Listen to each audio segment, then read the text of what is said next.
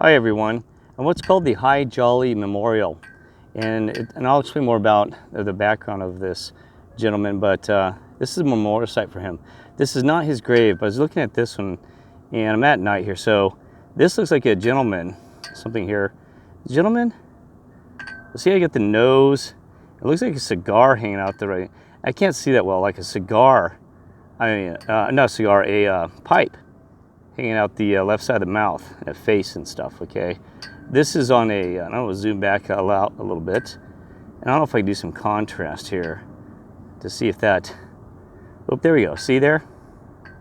Right, like a hat, an eye, and a cigar or something going on here. I'm gonna pull back out a little bit more and do a little bit of contrast here. Okay, I know it's kind of hard to make out. This is the, I should explain what this is. This is the wood gravestone, or not, wood gravestone of a gentleman. I'm going to show respect here, so I'm not going to step on this grave or anything like that. See that? The guy standing there, is a guy? Zoom on the head, I think. Yeah, it looks like there's something, like, here's the head, is what I'm getting at. Here's the head, and there's the pipe that I was talking about there, the head, a hat, and something over here. I'll zoom in here to see if we can see what that is. Let's see. Some kind of hat or something, right? And it's hard to make out. And you gotta realize this is old wood stuff, okay? So here's the, like I said, let's show respect, because you want somebody to show respect in your, if this is your resting spot, right? So I'm going to show respect. I'm just going to show you that, and it's like even in Native American areas, white man came along. We've it's true. In Colorado, we've even put in housing development over Native American burial places. I mean, and they knew they were there. It was kind of like the poltergeist stories are real. A lot of things that Hollywood do are based on true stories.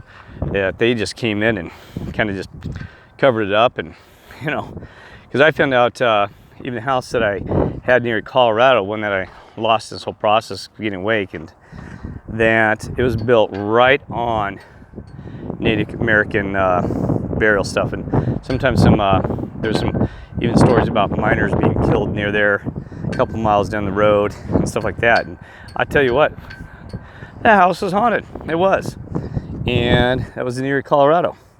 So you gotta realize this stuff is real stuff, right?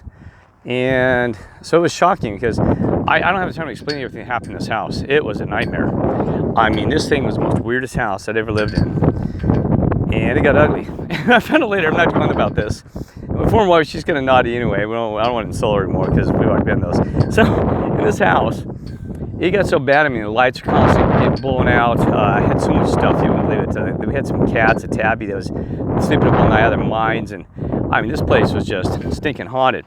So when I lost the house, even I had some movers come in, and I lost the house with the whole former wife and divorce, everything. The guys walked in, and I had to pick up some final stuff for them after the new owners already moved in, right? Because we had to sell the house as part of the divorce stuff. Okay.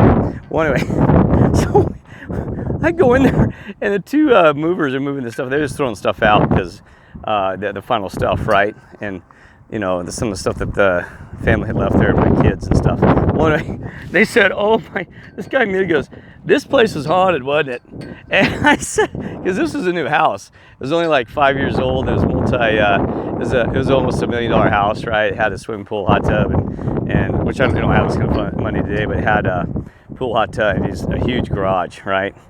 And so it looked like a really nice place, new, modern.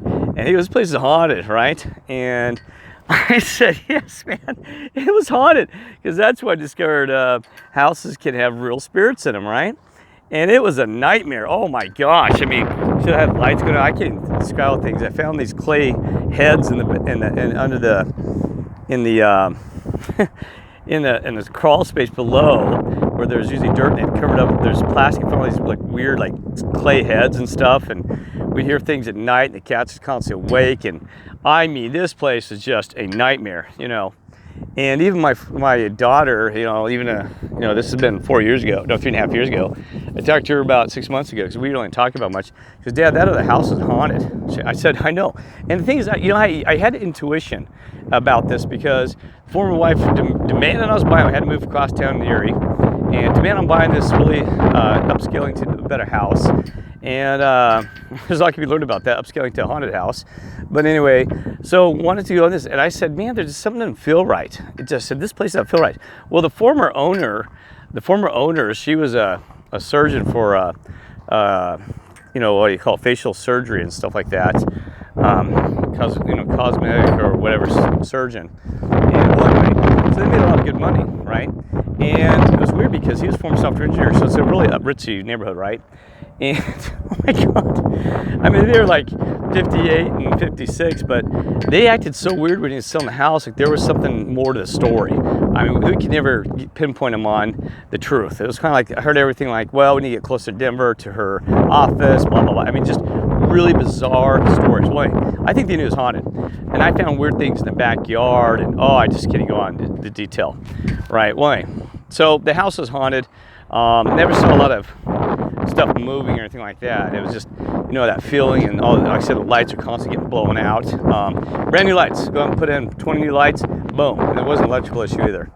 Just 20 lights, boom, they gone, you know, real expensive floodlights and everything. But anyway, and the kids were even scared moving in the place because, you know, kids have a better instinct than we do because they haven't been programmed to, they're more spiritually awake. You know, they can see things and feel things in their gut better than we can. Okay, so I'm gonna go out there. So let's talk about this. So stay focused. So anyway, so you know, so there is some truth to lost souls, I believe, and also to leaving some remnants or memory marking into, you know, into present places on Earth. Okay, like even this wood. One of our Beth, one of the she comments a lot. Thank you so much, Beth. She talks about how that sometimes spirits can get trapped in wood and things like that, and I've shown you other videos about rock. We don't understand that stuff completely, but there is some truth to these things. Okay, so anyway, so I'm going to show you this. I'm hoping I can remember everything I want to put in here, because going here late at night in a cemetery, because see, there's all these new headstones, and so I'm trying to make sure I don't step on anything and, you know, make a mark or anything like that. I just saw some things fly by. I think they're bugs, not orbs. Orbs are real, and you know, they're just bugs. I'm putting my hand here to see if there's bugs or orbs. So orbs are real, you know what I mean? And orbs are very interesting because I've seen heads in orbs, and like I said, we don't know exactly what orbs are, but there's a lady that was in a hospital who had videos of these orbs flying over when her mother was going to pass away. Just hundreds of them just floating around. And I have seen orbs visually and also in photographs with my cell phone. And what you'll see is sometimes you see heads in them, stuff, really unusual things. You know, like different types of heads. Like so one time I had one like it looked like an old miner. Another one looked like Pikachu. I mean, really just bizarre. I couldn't ever figure that one out. So different type of orbs. We think orbs have different purposes. Some might be like things that we don't understand, like help guiding people to the other side or something. I don't know. And sometimes orbs we have that'll clean up the atmosphere, okay, or kind of like workers. And we don't understand what orbs is. One of the brothers, a former, you know, he's really tied to veteran and tied to NASA. His parents are NASA. Well, he went to Washington because he heard about all these orbs, and he said that they're the size of basketballs coming out of a mountain, like a volcanic mountain, just huge. You know, blue, green, red. Now, the ones I've always seen have been about that big, about that large, okay? And I was in Vail, Colorado. I first saw them by naked eye. There was about 100 yards above me. There, I was in Vail, Colorado, which is a ski resort town in the winter, and just hundreds of them. I mean, well, it was actually like thousands, just flying towards Denver like in a hurry. Just right, you know, I looked up in the sky and just looked like, you know, and like orb, like so they looked like little bubbles of soap, but you know, like they kind of like this little bubble. And then, I'm sorry, here I'll do my finger out here, little bubbles, okay, and just I mean, like, God, what are they doing? They're flying to Denver because we're like 3 hours away from Denver, you know, on the interstate, you know, from a ski resort town, and I was just like blown away because that's when I first saw them naked eye. So, you know, you hear these things, they say orbs are nothing but dust particles and stuff like that. No, I've seen them naked eye. stuff like that. So anyway, this thing about orbs so much, because I don't know if those were, and you'd have to stop it, freeze it, and take photos, okay?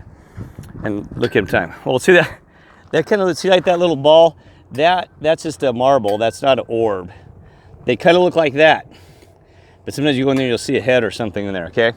So anyway, this is the gentleman, is High Jolly. And it talks about, he's born in 1828. You can read this, so I mean, I don't want to spend the whole thing reading to you. He was born in 1828, and basically what the story is that he, well, you can read it and freeze it if you want to. But he was, born in Syria, and he worked with the army back in the day, with camels and stuff. He helped with camels because, you know, from Syria's camel. So the army did this, but then the Civil War came along and he was no longer needed for that service. Okay, so he went from that to they said, to being a miner, selling water, and all these different activities here in Quartzsite. I'm sorry, I should tell you what it is, Quartzsite, Arizona. I was going to show you this pyramid, okay? Now this pyramid, you know, I've seen pyramids that almost look like Illuminati-ish or stuff like that. It's unusual that we see a pyramid here because here's the pyramid, right? It's got the camel to represent that he was a major camel, you know, worker for the army and other things, and camel guide, using camels to guide and haul stuff in here, okay? Well, anyway, the pyramid, you know, is a structure that I see a lot in Arizona. I've never seen this in other places, and I thought it surprising that there's so much. Did you think you'd build like something like you know, a square building structure? That's what you see more modern. But if you think about it, this is probably a better way of building something that's going to last for a longer time, because, you know, your roof, you have a point up here with the roof, and, you know, so anything damage or wind or stuff like that, or settlement on top, you have less one point, and it's just going to roll down, right? And also wind, you're not going to have a lot of big wind push if you have like a building and stuff like that. So, you know, when you have a base like this, it's probably a better form for durability and holding up longer. You know, just my thoughts. So, you know, so maybe that's why I just find it unusual. We see all these pyramids. You know, I saw them in Phoenix, and, you know, it's like I've never seen so many pyramid type, you know, structures for burial. Okay. Oh my gosh, there's that bag. Oh, folks, you gotta realize, you know, I'm spiritual. That I got goosebumps because you gotta realize I'm spiritual. But that's still, when you hear a bag, when you're talking, you know, I mean, you gotta realize I have seen miracles and things around this world. Even I was involved, I've heard shootings just right in front of me, people being shot and killed, and I hear something like that, man. I don't know if it's a rattlesnake or a ghost or spiritual apparition, because you got to keep your mind open. That's the thing I was going to tell you. When you become spiritual and you know that there's a real spiritual world about this whole place, it changes your mindset. You don't go from the fear of the unknown, you go the fear of the known. Until you learn to calm yourself and realize that you'll be fine, they can't touch you, they can't harm you. So remember that, right? They cannot harm you. People in flesh are more dangerous than the spiritual world, because, like I said, I've done spiritual investigations at the Stanley Hotel where The Shining was filmed. I've done Deadwood, South Dakota, where 70 people are being killed a week at one time. I've been to Calamity Jane, her area where she was buried, and there actually is some spiritual stuff there that represents her. So, you know, and I've been to the Bullock Hotel there in Deadwood, South Dakota, and Bullock is still there, sitting down on the first floor, and that's Teddy Roosevelt. He's still there, by the way. They're both still there. He's upstairs on the second floor, and I have a whole thing about that. I don't want to get into that. But anyway, so I have seen things, which blows my mind. So, but I don't get afraid, okay? Because I know that, you know, but once you awake this, you kind of got to expect the unexpected, right? You got to keep an open mind, but an open mind with no fear. It's kind of like once you know that bullet can actually shoot and kill you, then you become less fearful of it, because then you know how it operates and how it shoots. So you kind of learn. So it's kind of like spiritual world. You'll know that the spirit world's real, but then you understand how they operate and how that they get pulled back with angels, and they can't really do much to you. If you're a child of God and a loving on the spiritual world and these things like that, you realize that they're more of a insect or gnat just picking on you, okay? So that they can't really do much to you. Sorry to go about that. So, but I still, you know, it's dark here, and I don't know if it's a human or what's coming after me. Hey, so back to this. I apologize. I don't want to make this too long. So here we go. It's interesting. We got this quartz, okay, which is actually very interesting. I looked in here if I could see some spiritual apparitions. Now here I'm going to do too much.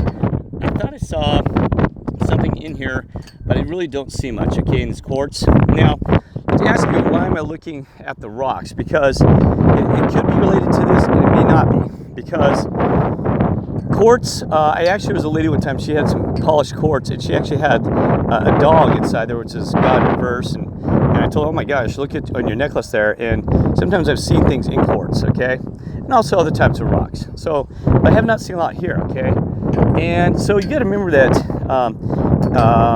I think there's more to just the material world around us, that we can have energy become transformed into things. So spiritual energy can be transformed, or historical writing, into rocks, or also that it can be transverse, you know, release the energy out from like I said, when a person passes away, their energy and conscience, since energy and conscience lives on forever, that you can transfer that energy and conscience into to the other side, to, you know, the heavens, or what, you know, whatever, right? So that's a two-way process, and the same thing can occur, that you might have some kind of spiritual historical writing of somebody's spirit that's taking from that flesh to an energy back into a spiritual formation. I'm still trying to figure it out. There's the Mud Fossil University. If you haven't had a chance, check out his stuff, because I need to talk to him, because he's been studying the same things I have. He's gone a little deeper and actually done tests on rocks and found actual true DNA in them and stuff like that. So I need to talk to him, because I have some things that I want to explain to him that I know that he's not aware of, okay? For example, I've seen more modern things, like I saw how the Oregon Trail, I saw a wagon, right, like a story being written near the bridge. It's called, gosh, what is it? Sheep's Bridge in Arizona. It was amazing. It's out there in the middle of nowhere, 3-hour drive. But anyway, I was there. It has the whole, it has this Native American hiding behind a rock. It has this family, like a lady with the old days, wearing her hat and his hat, and they have a child next to him and a dog. And I'm like, it's kind of like a story is being written there, because it's not truly their flesh. But see, he takes the things where he actually seen giants, huge giants, bigger than this, fingers and things like this. So we know that the giants in the biblical story is true. And he's actually done DNA tests, like on rocks, and they've actually found DNA. But none of the universities want to touch it, because it freaks them out too much and scares them. They're like, oh my gosh, right? So, you know, and he goes in, that's why it's called mud fossil. He says that mud can be part of flesh of giants and other things that had, you know, that died. It goes so far that he's had tests of meteorites, saying like there was a war in heavens, because he's found flesh and particles in the, flesh and particles in those rocks, that, you know, as meteorites. So it blows your mind. Sorry, I got distracted for a second, so I gotta stay focused. And then you have petrified wood, which is very interesting. Now, petrified wood, see this petrified wood? I mean, just amazing. They have a ton of this. I don't know where they're getting out of Arizona. And, you know, we think that to form, even to humans or whatever, because there's a lot of these rock formations that you'll see the, you know, size of humans or something bigger. He's got ones like a 4-story building that was a giant. It shows things like human arms, legs, and just legs are massive, huge.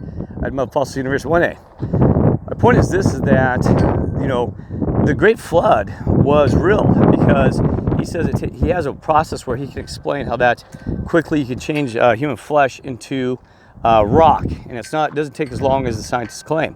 It just takes, you know, there's some kind of he explains in the elementary chart of how that conversion, and there's a name for it, to do this. So the Great Flood, there has been a big flood that we can prove.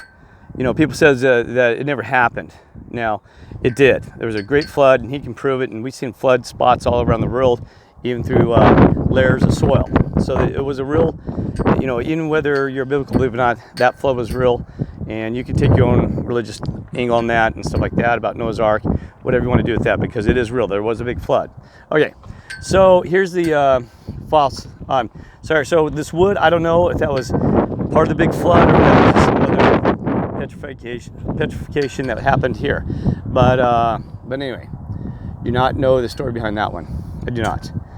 But we do know that, like I said, that the earth was flooded, and there's a lot of giants and even other species and animals that were petrified in that process. Okay, and so I don't see much else here, so starting to go on about that. Is that something there? No, not really. Okay, that's the thing, I didn't see a lot here. I did not.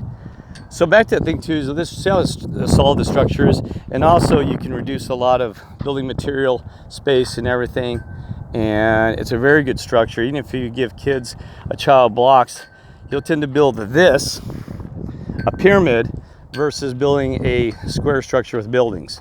So there we go, we got a Christian type thing, Arlington 1970s. So there's some more modern, let's just say, graves here and stuff like that.